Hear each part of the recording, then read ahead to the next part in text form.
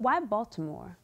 You know, Baltimore, I know from working here, I'm not from Baltimore, I'm from Annapolis, which is pretty close, but when you come to the city, you have to either have that pedigree or you have to make your intentions very, very clear soon, or else everybody's looking at you like, who's this guy and what are you doing?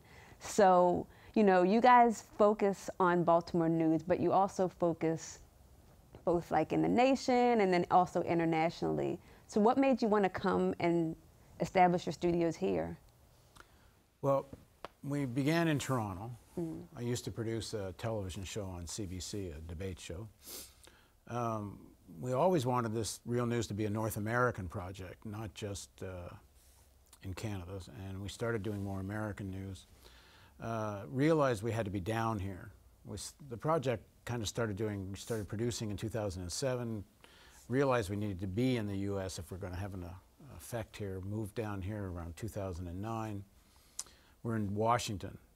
And then as the more we did, we started realizing that we're, first of all, talking to the same stratum of people that all the other online independent type news organizations are talking to, which is like this news junkies, very politicized people. But we weren't really reaching into larger sections of ordinary people, working people. And it started to become clear. It was like throwing tiny homeopathic amounts of stuff into this ocean of information. Whereas working people on the whole, ordinary people on the whole, and of course, I'm talking, certainly there's a percentage of working people that are as plugged into news culture as anyone else is.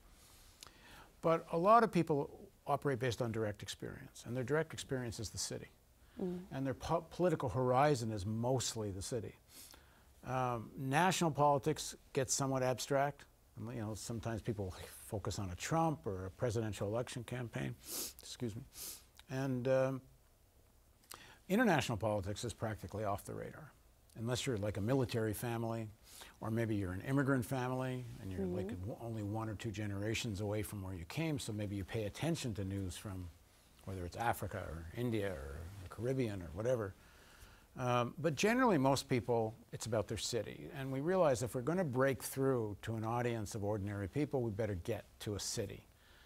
And it started becoming clear that the Real News Network, if we're really going to build this nationally to have an important impact, it's going to be city by city. And so we wanted to pick a city to start.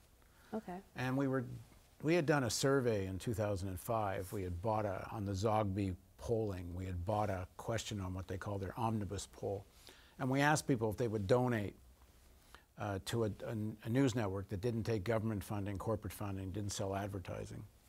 And it was really interesting. The group, about 49% of people said they would donate $5 or $10 a month. You could be likely or very likely.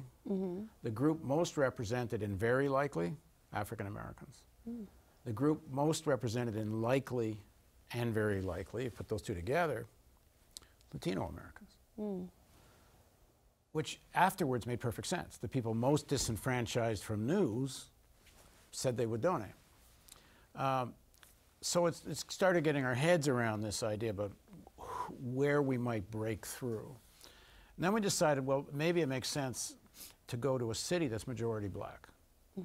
And who's more disenfranchised than a black population in a city surrounded by a relatively well-to-do white population?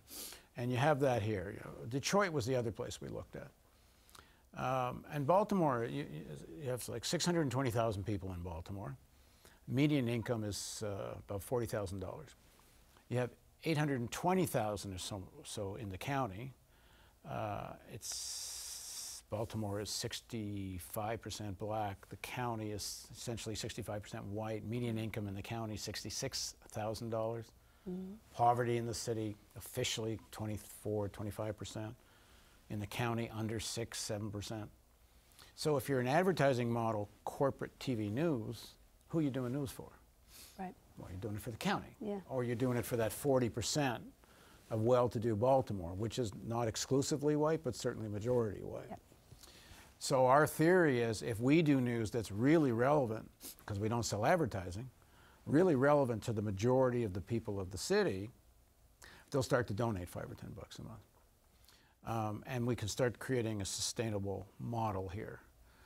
But our prime objective isn't to create a sustainable model. We're doing that in order because we want change. Yeah. And we think change comes from the people who need it the most. So along those lines, how do you make international news relevant to Black people in Baltimore? And vice versa, how do you make the stories of Black people in Baltimore relevant to people who aren't here? Yeah, that's a good question. Well, I'm not sure we have the answers to any of that yet. Mm-hmm. I can tell you what we're trying and where we think we're going, but I don't think we've proven yet that we can do either of those things. This is part of what we're trying to do, but it's not our #1 priority. Okay. Like making the stories of people of Baltimore relevant to people who aren't in Baltimore is a second priority. We want to do it, but our most important priority is make them relevant to the people in Baltimore. Mm-hmm. You know, we do international news, we do national. We have more resources doing international and national than Baltimore right now, although it's almost equal. Mm-hmm. And we're going to keep doing that. The second question is kind of more interesting in a sense. Although people watch The Wire. Yes. People in Baltimore have mixed feelings about The Wire. Mm-hmm. But a lot of people who don't live in Baltimore watch The Wire. Because if you can do good storytelling, what's specific to Baltimore is also quite universal to so many cities in the country. Yeah. And the issues of policing, for example, are everywhere in the country. So it's not that hard that if we do a good job covering Baltimore for people of Baltimore, I think other people are going to find it interesting. Yeah. And if they don't, they can watch the international news.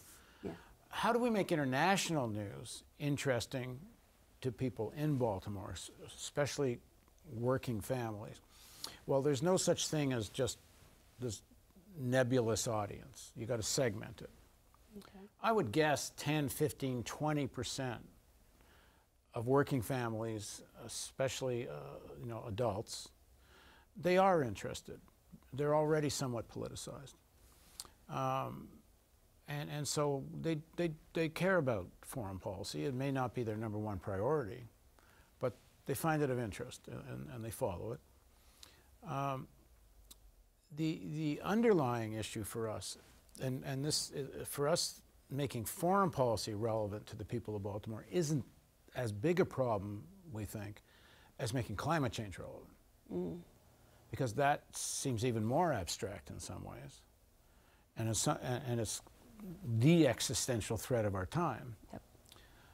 But our theory is, and it relates to international news too, because again, international news for people who aren't really plugged in to the history seems confusing. Like, who the hell know, if you don't know the history, how do you understand Syria? How do you understand the Middle East? How do you, all the issues with Saudi Arabia and so on? I've compared it sometimes to me watching a cricket game. I mean, I don't know the players, I don't know the rules, I don't know the backstory. I can't watch cricket for 24 seconds without tuning out. But I can watch basketball and hockey and so on because I know it. So I think the most important thing we have to do is we have to be able to speak to people's immediate concerns, things they know about, schools and unemployment and policing and the quality of the air they breathe and the health care, and that stuff people relate to. If they find they can start trusting us on those issues, I think they're going to start listening to us on this on the foreign policy side and on the climate side. But first, we're going to have to kind of prove ourselves that what we talk about that people do know about is consistent with their own experience. And number two, it isn't just all, here's what's wrong. As I said before, we're also talking about solutions.